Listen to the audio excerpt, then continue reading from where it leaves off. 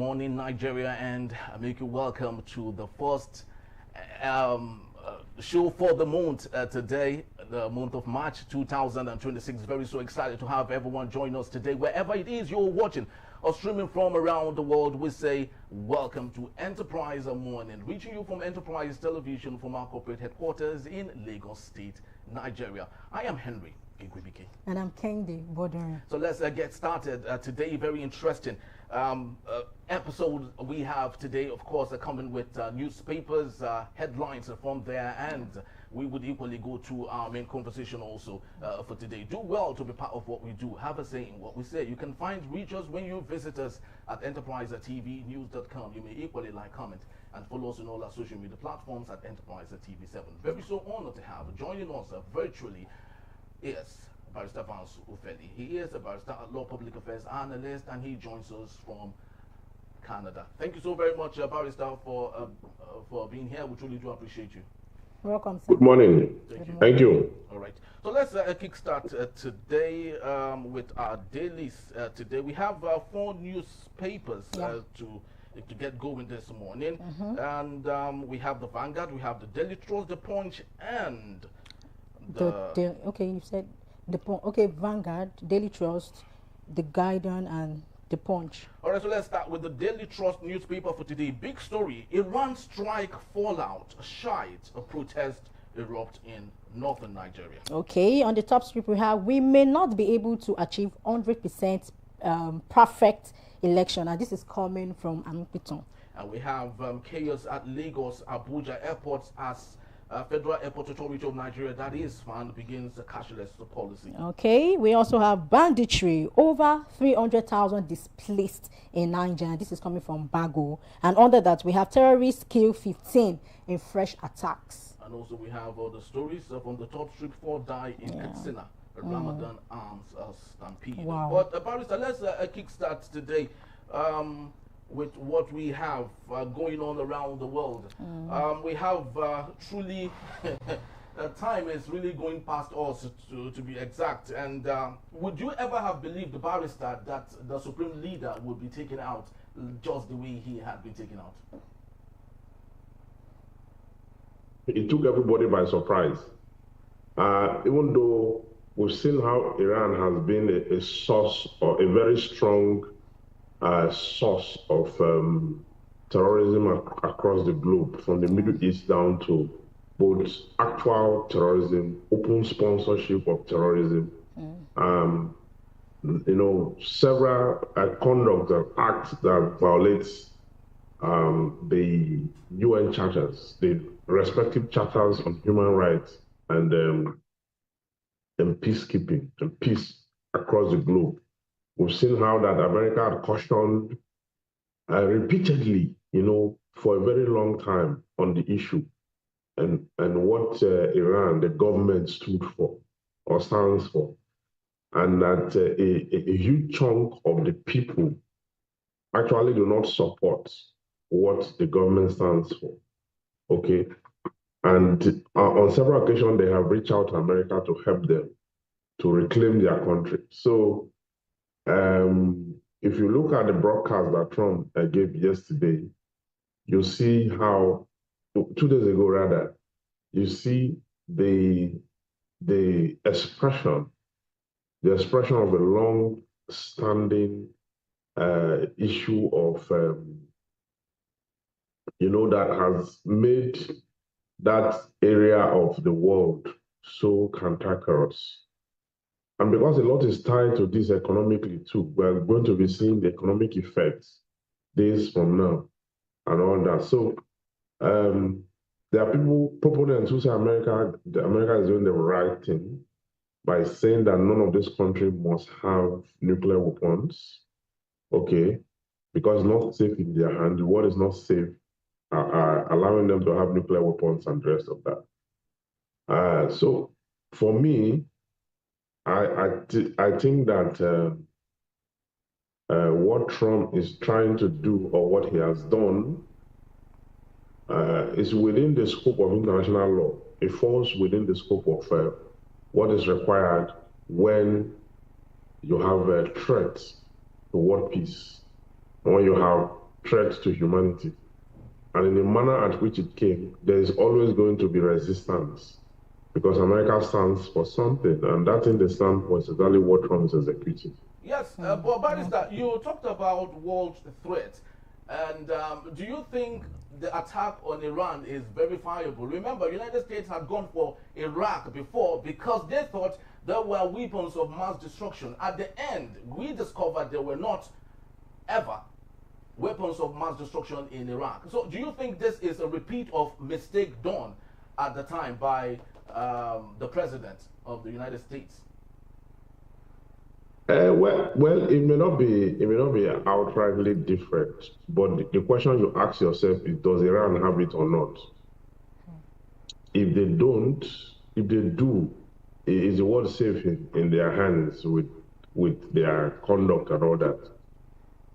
So it may not be different from what has happened before, but it's not even the existence or otherwise of the nuclear weapon.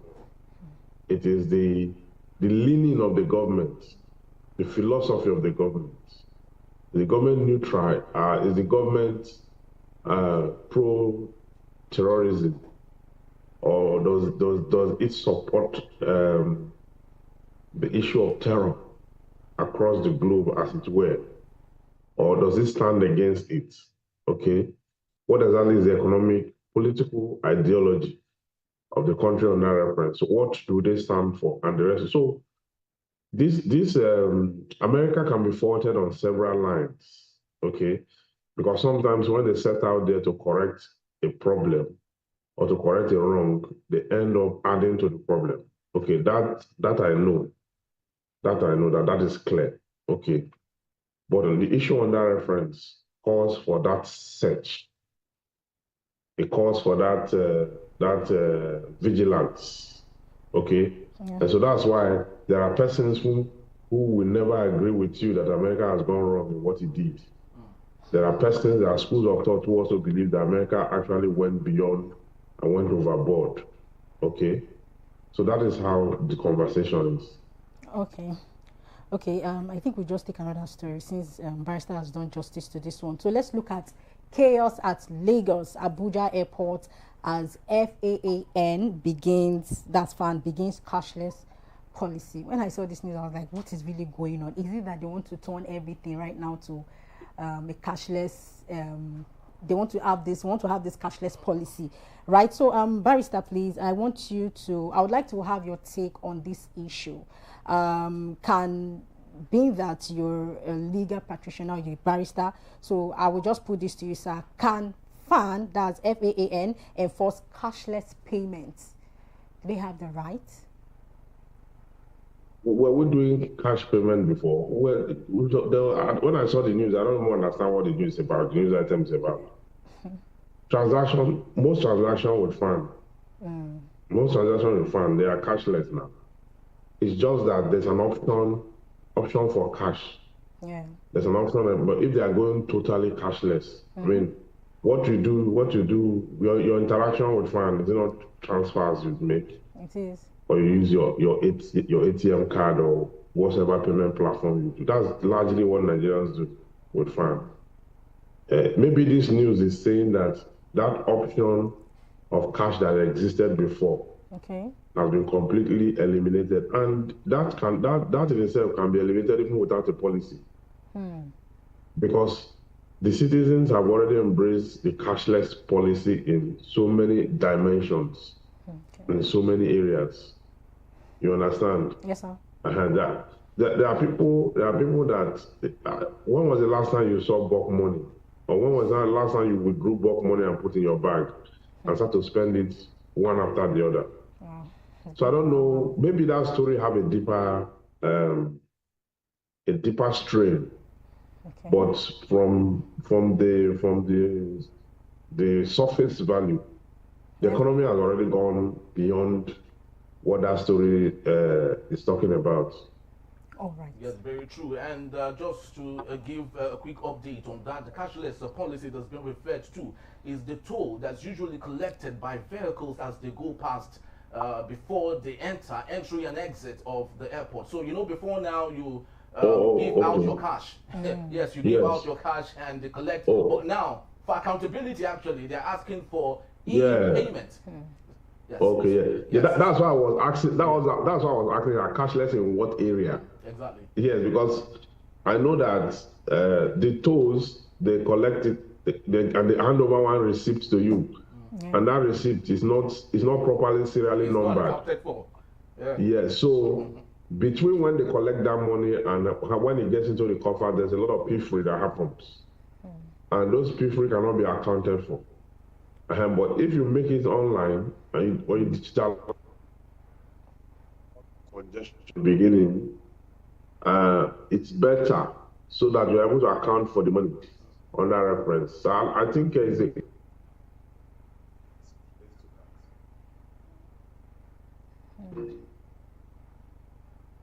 Hello, Barrister, can you hear us? Yeah, I can hear you. Okay, beautiful. All right, so let's hope that the long queue on that stretch will be taken out because it's very important. That sector of the economy is quite important. But let's take a look at the Guardian newspaper for a bit. We have straight to the talking point, Barrister. This actually brings us, or takes us back to the U.S., Israel, and Iran trouble. U.S.-Iran war. IGP orders security beef up as Shiites protest in Niger. Barrister, Muslims in Iran are predominantly Shiites. Muslims in Nigeria are predominantly Sunnis. A situation where there is this protest by Shiites, the pockets of them we have here in Nigeria. Do you think it makes any sort of sense, really, knowing that the Shiites in Nigeria had always been in loggerhead with the federal government since Muhammad Buhari's era? Yes. In the case of reference, the federal government did not take out their leader, what they believe in. The government that it was the United States did that. So why protesting here? I don't know why they had to protest here. If you take a flight to the United States to protest, that's what they ought to do. If protesting to go back, if it's necessary. I mean, to protest on the streets, if it's not on the way, it's their human rights to protest. You know, the issue on that reference, they have not even solved their hunger problem. They are going to a deeper issue, an issue of global politics, and global economy, and global safety. It's to be on this train of protest. How many, even countries in the Middle East that are so active, how many of them have taken protests out there just because the issue happened? What that is emotions, because anything that touches on religion is very sensitive. Okay, we know how they feel. That may not be the best of time then, but at the same time, should not also allow activities here because it does not want it. It shouldn't disrupt activity here. Whatever is going on there, they can look at it, analyze it their way, pray for the disease, and see how they can go intervention, and that is it. But the protests have not been violent. From what I've seen and read, it's been a procession. So the IGP did the right thing by beefing up security to curtail. That's the right thing to do, and monitor the situation as it progresses. Peace would be restored in that area. Yes. Okay, based on what is happening over there, could this spread nationwide? Could this, escalate more, not just in Niger? Could we have this nationwide, maybe strike? Yeah. Yeah, it cannot be nationwide because Nigeria is an Islamic state. Yeah. And this is not the first thing happening. And there are several issues. Okay. in other countries, in Middle East, that spread down here. You know, the one who won't like to serialize the okay, where there's somebody born to the Quran to wear fast. Before you know it, during the Islam's era, I think it was 2012. Before you know it, there was in Kano and some other places. So this is not quite exactly like that because the infraction isn't coming from anybody connected to the Nigerian hemisphere. You are going to protest. The protest is supposed to be against whoever carried out that action. Even if it is in our soil, against whoever carried out that shouldn't be a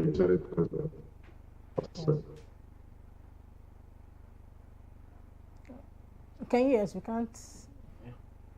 All right. Can you hear him? Okay, so let's move on to another story. We have the PIA host communities demand a 13% derivation share. Barrister, PIA host communities demand a 13% derivation share.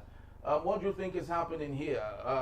If every community is demanding for 13% share of what is gotten off their land, do you think we won't come to a situation where almost every community in Nigeria is demanding for share? Because if you take a deep look into it, almost every community has something they might be contributing to the federal government. Yes, there's a need to always look that issue of community reservation of resources. There's the percentage that will go to community. We know the Petroleum Act does not deal with mineral, it deals with petroleum. Okay. So every resources that is drawn from any other location, they should amend those different acts to also allocate whatever it is that should be the custodian, okay, a fraction. It's just that our main address that one. Other areas, other things, okay, that we earn foreign exchange from, that is found in some locations. Those locals have a right.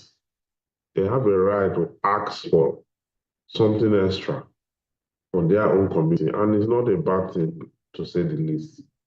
So as much as we try to expand the scope of our operations as a country, so there's a need to look into the communal allocations of resources for those who are bearing communities, those who are bearing community resources. It's only us to do that, and it's done all over the world, and it's important we have it done. Yeah, Barrister, I want us to look at it from the legal side of it, and this has to do with the judicial option of it. So I just want to ask this: can court enforce payments even if they keep asking? Do you think courts can enforce the payment? Court can enforce payment, yes. Why not? As long as you are asking for compensatory rights. All right. It's just like under the Land Act. The law says that if your land is taken from you,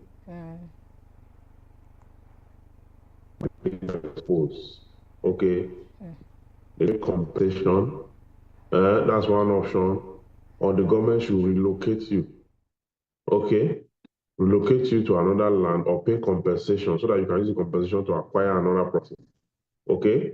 That's the same thing that applies. So the court can, if you take it through the right channel and ask for equity, okay? The court, what it does is what the court will look at and then enforce it. It's just that in Nigeria, the government allows things to deteriorate many times. They don't really address issues the way they ought to address them. In Lagos State, for example, they took land away from people in the Woroshoki. I have a case now with Lagos State government. I have a case by Faan this week or next week with the Lagos State government for taking land that belongs to people who have been there for about 40, 30 years, 40, 50 years. They've been there. You came there, you took this property, they lose this property. You have not paid to them. So I don't know why government like to create problems where none naturally exist. If you call them together and locate them, or you pay them a bit compensation for them to get properties, go and get some sense themselves. But to just only shout to Okay,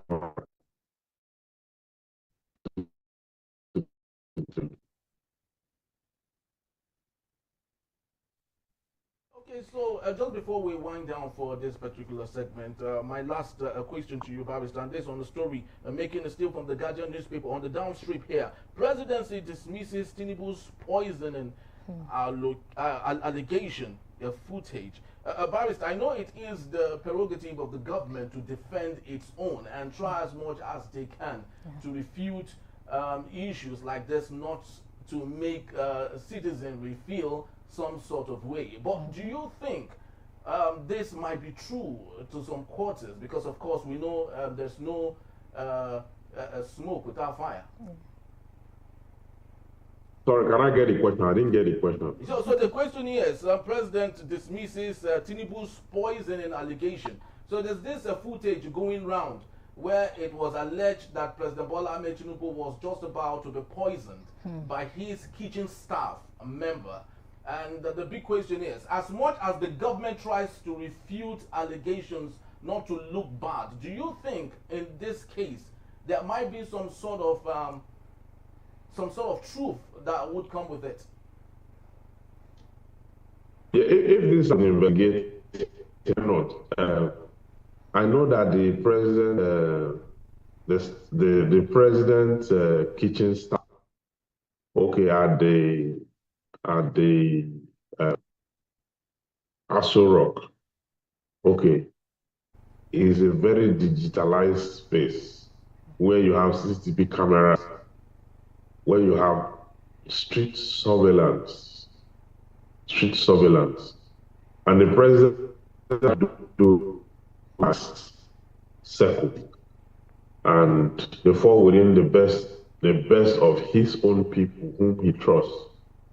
Okay, so if there's an infiltration or someone is trying to do something, okay, the investigation will reveal CCTV footage and other means of surveillance.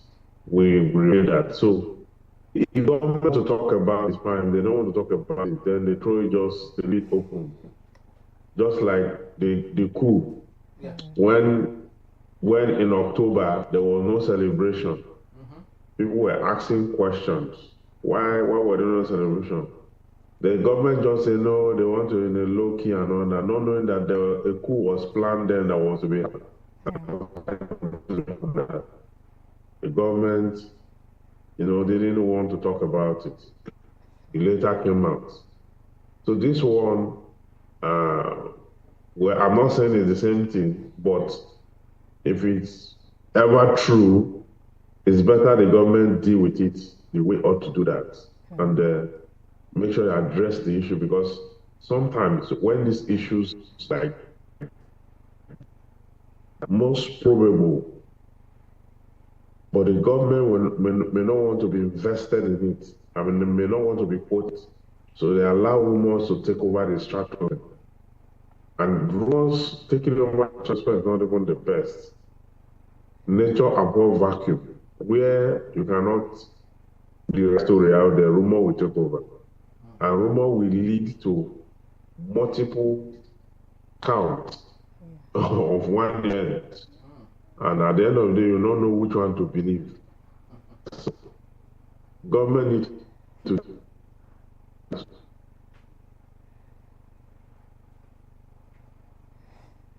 think there's a I think network we're issue having here. a bit of a network challenge there.